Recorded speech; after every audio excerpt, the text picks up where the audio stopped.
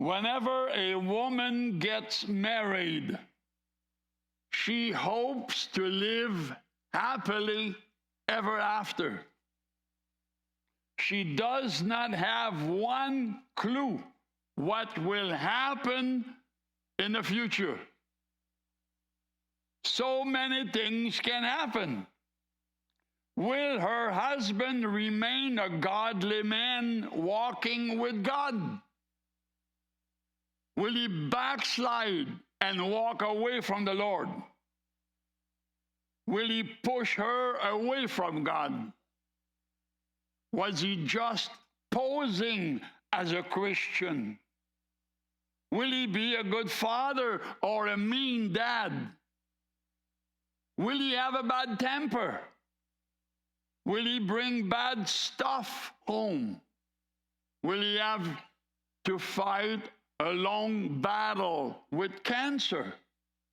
Will he be killed by a madman, or in the service of his country, or in the line of duty? It's a good thing that we do not know the future. This morning, we are going to take a look at several women in the book of Genesis. Unknown women, the wives of some known men. And we will see their incredible stories. Some had good life, others did not. So immediately after the creation of Adam and Eve, God told them to be fruitful and to multiply and to fill the earth. Chapter 1, verse 28. In the Old Testament days, women had children just about every 3 years. At first, women were the property of their father. Then they became the property of their husband. Their lives were extremely difficult. They did not have much freedom.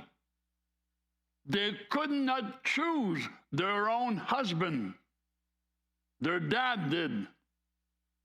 They could not separate or get divorced from their husband, even if it was hell at home. They had no part of any decision making. They had very little rights. If they were raped, their father decided if the man who raped her could marry her or not. He decided how much fine to make him pay for doing that to his daughter. The girls had no education. They did what their father did, either helping with the animals, helping on the farm, or did what their mother did in the home. Later in the New Testament, some ladies learn a trade like making clothes or making tents. This morning, we are going to take a look at the story of several unknown women in the book of Genesis. Some had good lives with godly men. Others had terrible lives with evil men. Today, we will learn from the unknown women of Genesis, from the wife of the first victim of a crime to the wife of the first man who was taken. Suddenly, he disappeared. Little details sometimes reveal great story. So turn to our text, Genesis chapter 4, verse 8.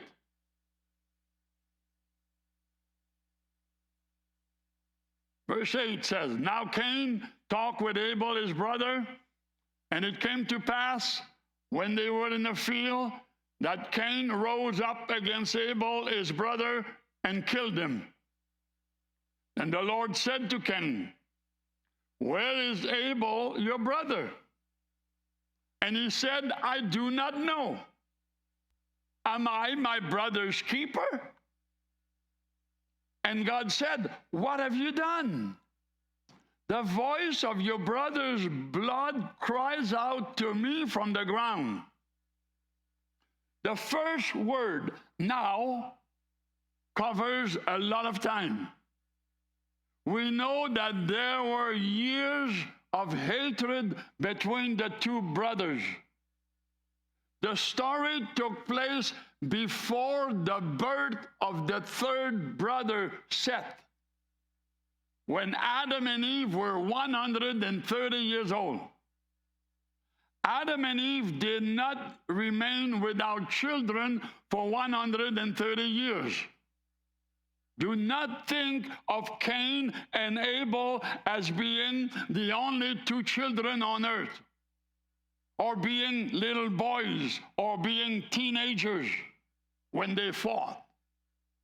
They had a long relationship with God. They made their offerings to God long enough for God, who is patient, to tell Cain that his offerings were not acceptable.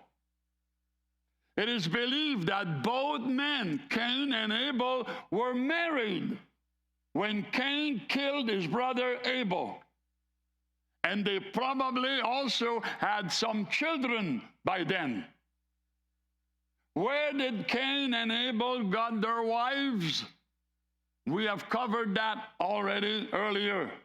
They married their sisters. Adam had to give his consent for the girls to marry their brothers. Even if she is unknown, Abel's wife is real. She existed. She had children. We have no details about their marriage or their wedding reception. We do not know either if Cain got married first, but being the oldest, he probably did. He got married before he went from the presence of the Lord in verse 16. In the first 130 years before Seth was born, Adam and Eve could have had 40 or 50 other children. Cain and Abel were able to choose a wife from those. First, I want to focus on Abel's wife. Her life was simple: taking care of the kids, taking care of the house. Every day went on as usual. Her husband always came home after work for dinner. Husbands know better than to skip dinner. But one evening, Abel did not come home as usual. She and the kids waited for him, but he never came home. Whether she was still young or a bit older, she had never experienced anything like that before. Crime did not exist then. Everyone came home from work. In the morning light, she probably went out to look for her husband with some of the kids. They might have looked everywhere. Where could he be? Where could he have gone? Nobody ever went missing before. The search might have gone for several days without success. His body was never found. All we have is the statement of God that his blood cried out to him from the ground in verse 10. So Cain buried him somewhere. Eventually, it became known that Abel was dead. What a shock to the family. The kids may have wondered what being dead meant. That never happened before. Poor Abel's wife never saw her husband again. She never heard his voice again. She never felt his touch again. Not only was Abel dead, but the details of his death also came out. He had been murdered by his own brother, also her brother. Everybody knew everybody. They were all related, like Filipinos. What was she supposed to say to the kids?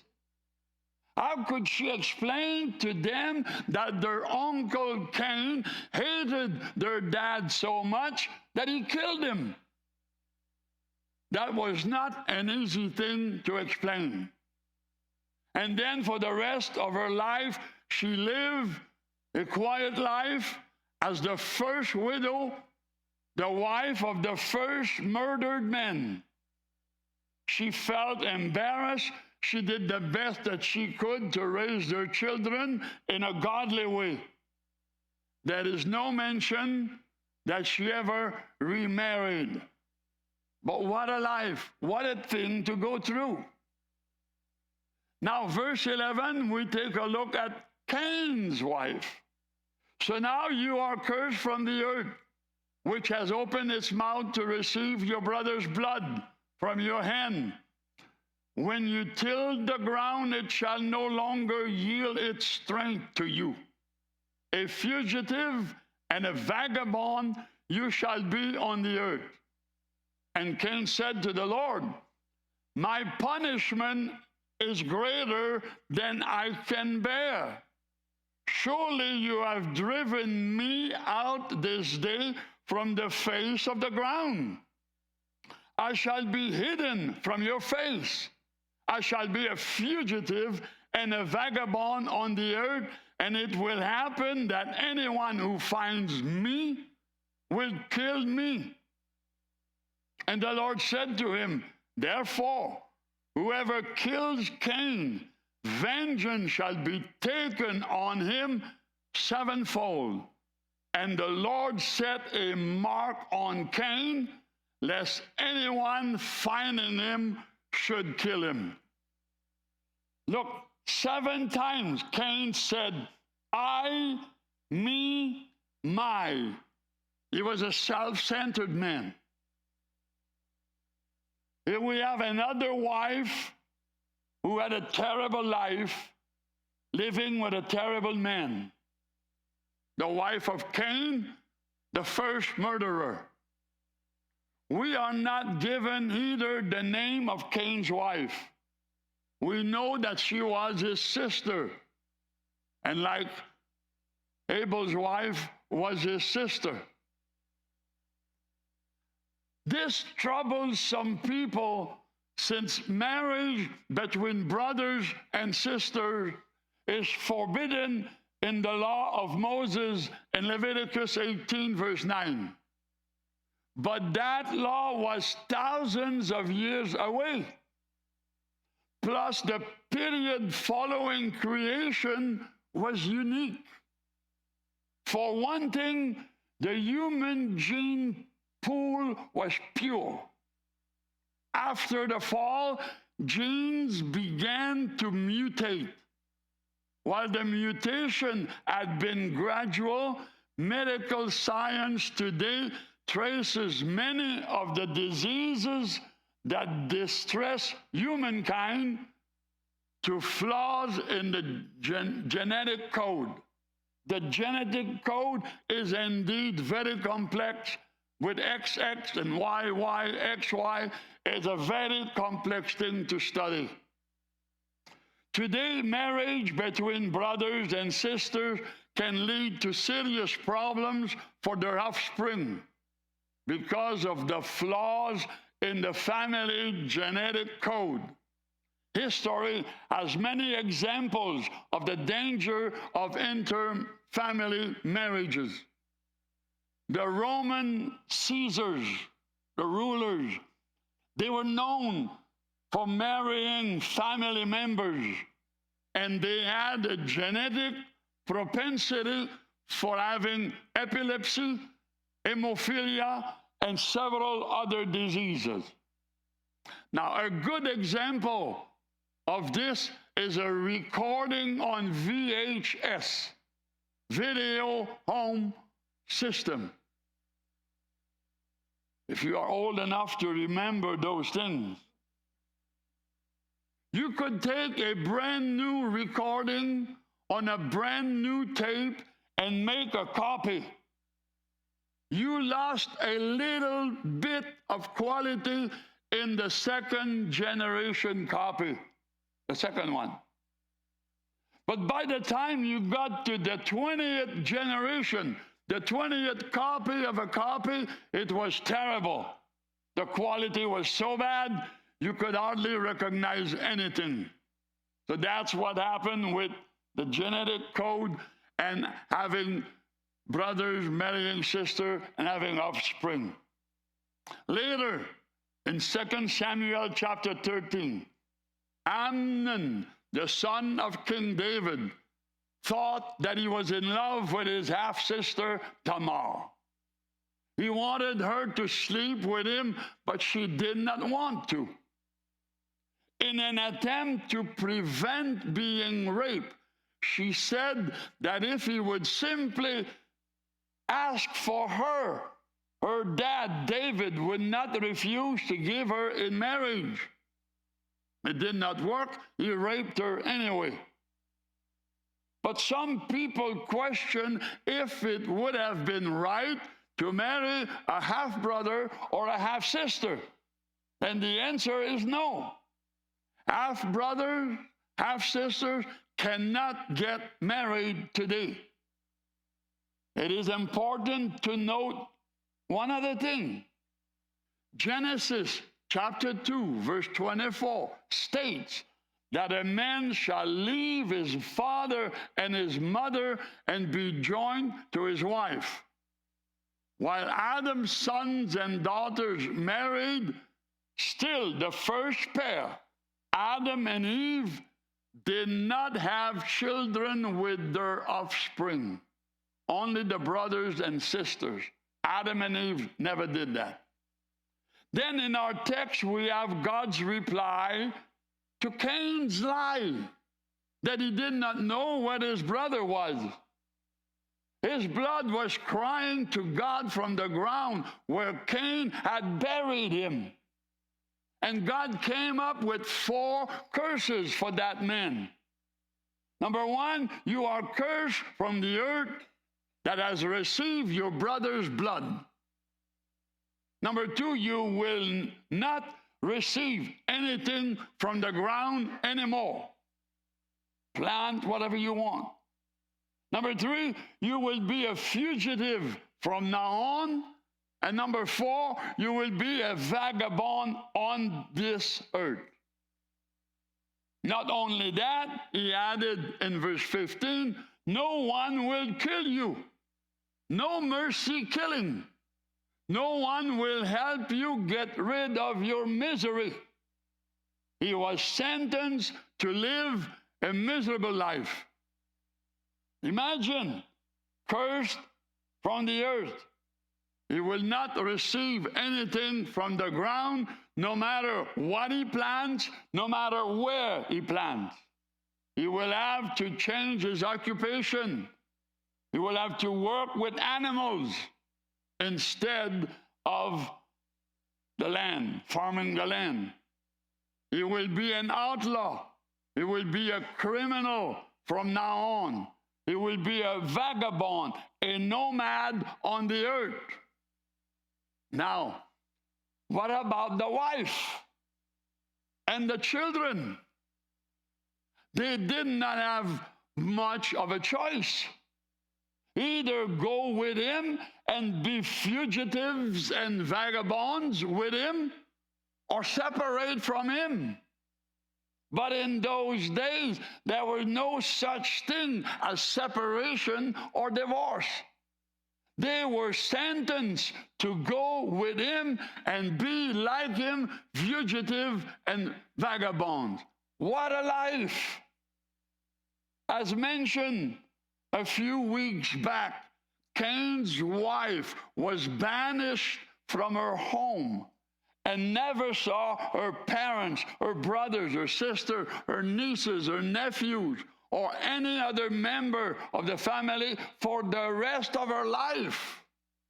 What a terrible price to pay for the sin of her husband, not through any fault of her own. He's the criminal. Sin does not only affect the sinner, it also affects those around the sinner. Remember when David sinned by numbering the people in 2 Samuel 24 and also repeated in 1 Chronicles 21. God sent a plague upon the people and 70,000 people died. David said to God, I am the one who sinned and done evil, but these sheep, what have they done? That's just the way it is. Sin affects those around the sinner. Nobody sinned to himself. Here it affected the family of Cain, his wife and his children. They paid the price with him. How important it is to take time before marriage to learn as much as possible about the person you are committing to live with for life. Do not rush into marriage with someone you hardly know. You may have to pay more than what you are willing to pay. Also, as important is not to hang out with an evil person. You do not know what God is going to do and how God is going to punish that wicked person. And many people close to a sinner have been affected by the consequences of that person's sin. Look at verse 13. Cain said that the punishment was more than he could bear. And he was the guilty party. He did the killing. How much more it must have been for his poor wife to bear, who was totally innocent. Women, learn from Cain's wife here. You will be affected by the sin of your husband. If you know he is committing a crime, stealing some stuff, and you go along with it, you might go down with him. You might have to pay a price, even though you personally, like Cain's wife, never did anything wrong. I have seen some beautiful young girls hanging out with criminal punks, and they think they're cool. They do not realize that whatever crime the punk will commit, it will affect her. She might have to pay more than she is willing to pay. Now we go down to the seventh generation from Adam, to the man named Lamech. So we continue with verse 16. Then Cain went out from the presence of the Lord, and he dwelt in the land of Nod on the east of Eden. And Cain knew his wife.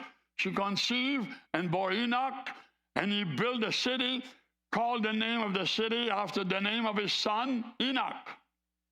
To Enoch was born Irad, and Irad begot Mehujael, and Mehujael begot Methusael, and Methusael begot Lamech. Then Lamech took for himself two wives. The name of one was Ada, the name of the second one was Zillah. And Ada bore Jabal. He was the father of those who dwell in tents and have livestock. His brother's name was Hubal. He was the father of all those who played the harp and the flute. And as for Zillah, she also bore Tubal-Cain, an instructor of every craftsman in bronze and iron. And the sister of Tubal-Cain was Naamah. So between Cain and Lamech, nothing is known about his descendant nor their wives. Until we get to the seventh generation, we get to a man named Lamech, verse 18 here. One thing worth mentioning, Cain might have tried to stop being a fugitive and a vagabond and tried to trick God. He built a city, verse 17, and he called it after the name of his son, not his own name, as if he was not going to stay there. When we get to Lamech, we notice that he did something different, something that had never been done before. In verse 19, he took for himself 2 wives. One was not enough. This had never been done before. We don't know where he got the idea that 3 would be better than 2, even though God had clearly said that the 2 shall become one flesh. In chapter 2, verse 24, not 3, 2 shall become one flesh. It is not possible for 3 people to become one flesh. Jesus said, you will love one and despise the other. Even though we have their first name here, Ada and Zillah, still they are unknown women. We do not know anything else about them. Lamech is the first recorded person to have 2 wives. And this clearly was not God's desire. Lamech's choice started the destruction of God's ideal of a lifelong bonding between one man and one woman. If that had never been done before, what was the reason for Lamech to want 2 wives? Why did he think that 1 wife would not be enough? Well, maybe he wanted more help, since God had called Eve Adam's helper. So maybe he wanted more help. Or maybe he wanted more children, since God had said to multiply and fill the earth. Or maybe he wanted more sex, more foot massages, more affection. Maybe he wanted more of something else. But for sure, he wanted more. The 2 women are significant as the mothers of 3 sons who marked the rise of an advanced civilization. The first lady, Ada, she had 2 sons. Abal, the father of those who dwell in tent and have livestock. Bedouin, so he was the father of Bedouin, verse 20. Hubal is the father of those who play the harp and the flute. He's the father of the musician. The Bedouin, verse 20. The musician, verse 21. Zillah's son, Tubal-Cain, became an instructor of craftsmen in bronze and iron, the start of making weapons. Zillah also had a girl named Naamah, which means pleasant. We know very little about their relationship with their husband. We do know, however, that they were willing to live outside of God's will in a polygamist situation. Despite their son's achievement and all their creations that they were creating, these women must have lived empty lives. Lamech might have been a rich man in order to be able to marry and support 2 wives. There is another man named Lamech in the godly line of Seth. In chapter 5, verse 25, the son of Methuselah, the grandson of Enoch, but do not confuse the two. One is from the godly line. This guy here is from the ungodly line. Some men, even some women, try real hard to find a wealthy person to marry. To them, it is very important. They do not want to marry a poor yo-yo. What are you willing to give up to marry a man or a woman who is well off? You will have to give up something. The brief picture of the two wives of Lamech reminds us that we should not be willing to surrender our self-respect, trading ourselves for the thing that a wealthy spouse might be able to provide. And we surely must not be willing to stop doing God's will, the one true guide to blessing our life. These women were willing.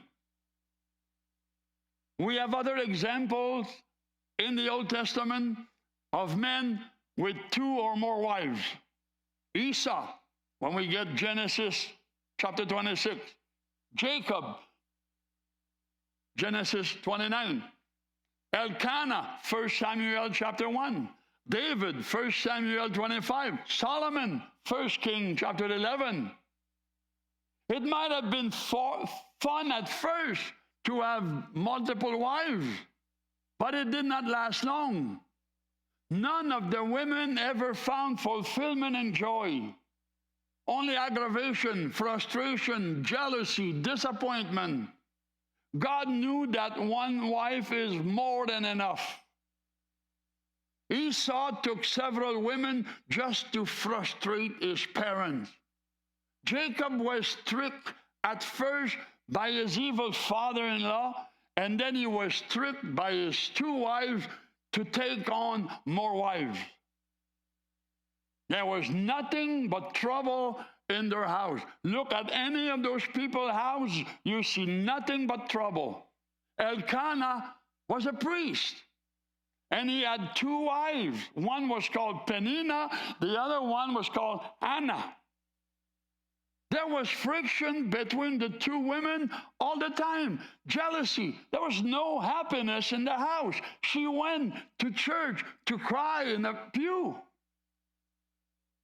David, with his several wives, had disaster after disaster between the half-brothers and the half-sisters.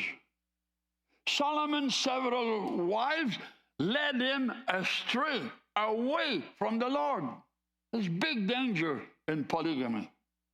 The story continues, verse 23. Then Lamech said to his wives, Ada and Zillah, hear my voice. Wives of Lamech, listen to my speech. For I have killed a man for wounding me, even a young man for hurting me. If Cain shall be avenged sevenfold, then Lamech 77-fold. Not only was Lamech an evil rich man and a bigamist, he was also a criminal. Here he confessed to his wives that he had killed somebody, and he is not clear. Has he killed two men, or one man for wounding him and another young man for hurting him, or is he talking about the same man, adding that he was young? Either way, he was a murderer, like Cain, his ancestor. He was a bully who would not take opposition from anyone. And that must have scared the wives. I'm sure they promised never to mess with him. He thought he was more important than Cain by saying that if Cain was to be avenged sevenfold, he should be avenged 77-fold. We saw that earlier It's multiplying 7 by 7 by 7, 70 times. A big number. Then in verse 25, and Adam knew his wife again, and she bore a son and named him Seth. For God has appointed another seed for me instead of Abel, whom Cain killed. And as for Seth, to him also a son was born, and he named him Enos. Then men began to call on the name of the Lord. In Adam's family record, chapter 5, verse 3, we see that Adam and Eve were 130 years old when Seth was born here. That child was not a replacement for the son that they had lost through murder. God does not replace a kid with another kid. I have heard people try to comfort parents by saying God is giving you a replacement. Wrong. There are no replacement. When they all died, all four of them got together, Abel, Adam, Eve, Seth. There is no replacement. Seth's wife, contrary to the previous wives we've seen, she was a blessed woman. She had a godly man as a husband. A man similar to Enoch who walked with God, and he even had prayer time, called on the name of the Lord. This is when people started to call on the name of the Lord. We are told in verse 26. So Seth's wife had a praying man, a godly man, a good example to her and to the children. Now move forward to Genesis chapter 5, verse 18, for the final unknown woman. It says that in verse 18, Jared lived 162 years and he begot Enoch. After he begot Enoch, Jared lived 800 years and had sons and daughters. So all the days of Jared were 962 years and he died. Enoch lived 65 years and he begot Methuselah. After he begot Methuselah, Enoch walked with God 300 years and he had sons and daughters. So all the days of Enoch were 365 years. And Enoch walked with God, and he was not, for God took him.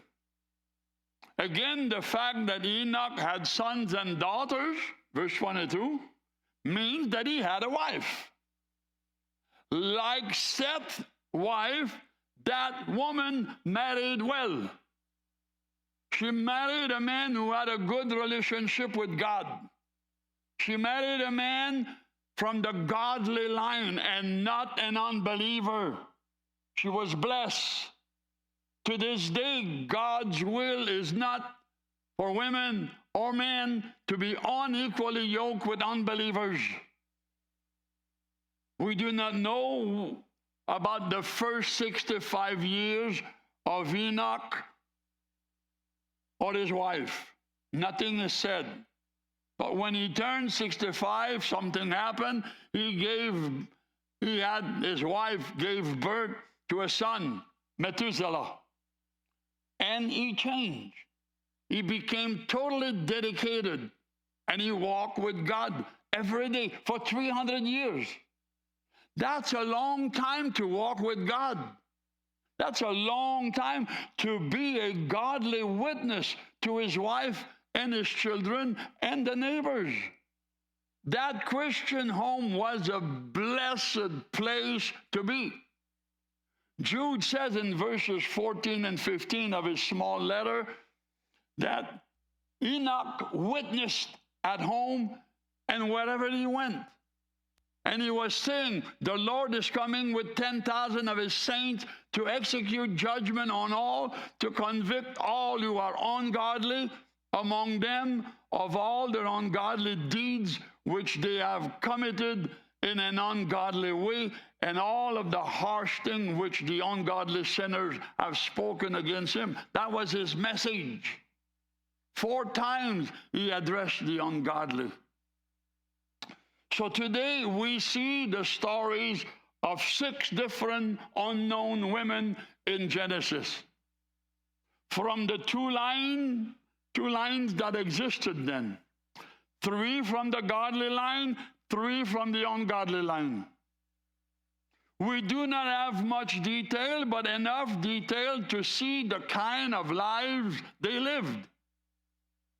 Number 1, Abel's wife from the godly line represent the wife of a godly man today who is killed suddenly, either by a criminal or killed in action serving his country in the military, or the wife of a police officer who is killed in the line of duty.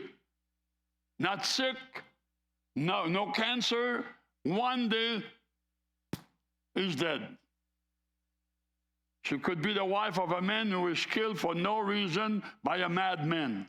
Either way, she is the victim of a terrible crime to no fault of hers. But she is not crushed. She is strong. She seeks comfort from the God of all comfort. She remains faithful, knowing that she will be rewarded in due time. She's not mad at God. She trusts God. She does not question God. She goes on. Then you have the second wife, Cain's wife, from the ungodly line. She represents the wife of an unbeliever, of a man who, like Cain, has no fellowship with God.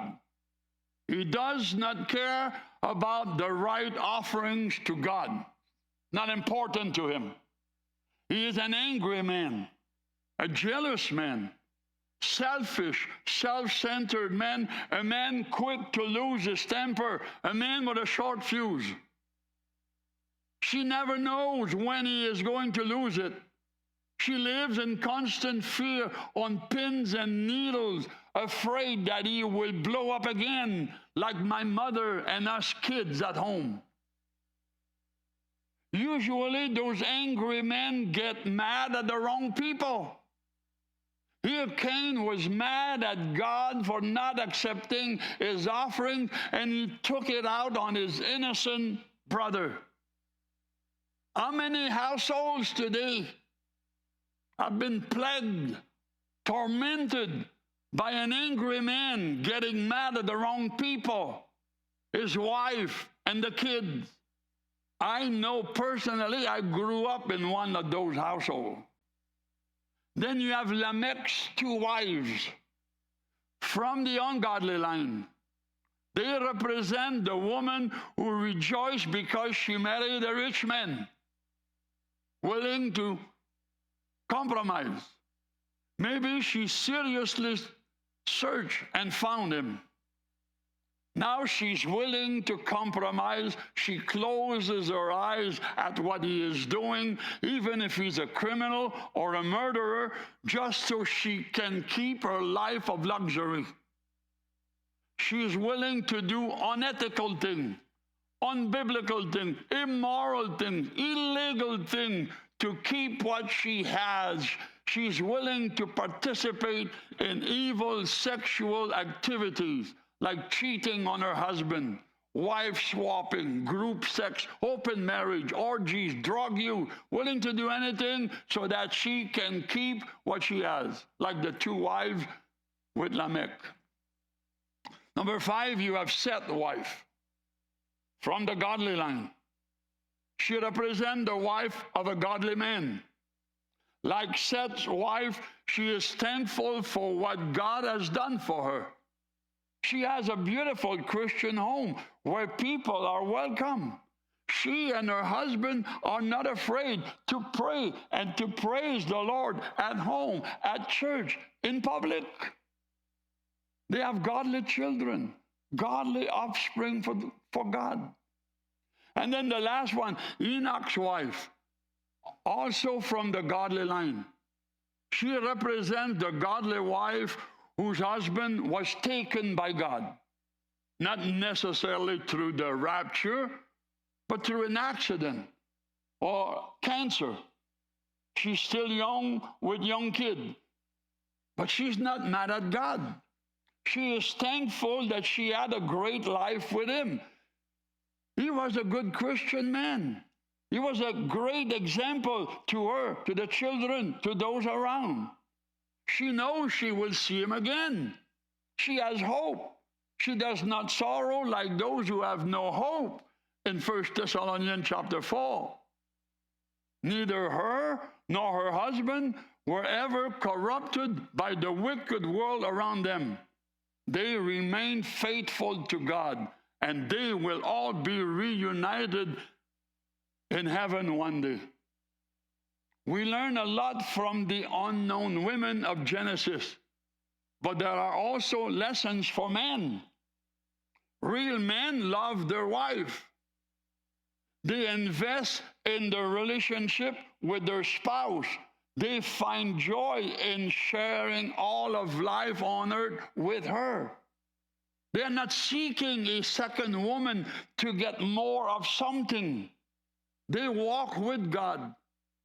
And come what may, they know that they will all be reunited in heaven together. Little details very often reveal great stories. Little details here reveal great story. Unmarried women learn from these unknown married women in Genesis. Not one of the women with evil husband were able to change their husband. And I've heard people today, and they tell me, I'd ask the Old Testament, my guy, he loves me, and I will be able to change him. You'll see, I waited, I saw nothing. She was unable to change him. It is not possible to change a person at all. Only God can do it, and we are not God. So we need to learn these things. You marry an evil man, you will pay the price with him. There will be consequences for his sins that will affect you. He will drag you down with him. Very important.